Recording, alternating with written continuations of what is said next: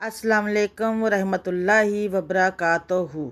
सुबह बखैर ज़िंदगी। हज़रत अबी इब्ने काब रज़ी अल्लाह तआला अन्हु से रिवायत है, उन्होंने कहा रसूलुल्लाह सल्लल्लाहु अलैहि वसल्लम ने फरमाया, ए अबू मंज़र, क्या तुम जानते हो किताब अल्लाह की कौन सी आयत जो तुम्हारे पास है सबसे अजीम है? कहा, मैंने अर्ज़ की, अल्लाह और उसके रसूल सल्लल्लाहु अलैहि वसल्लम ज़्यादा जानते हैं।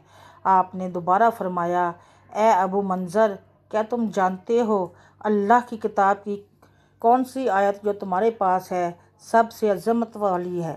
कहा, अल्लाहु ला इलाहा इल्लाहु अल हय्युल क़य्यूम। तो आपने मेरे सीने पर हाथ मारा और फरमाया, अल्लाह की कसम अबू मंज़र, तुम्हें यह इल्म मुबारक हो।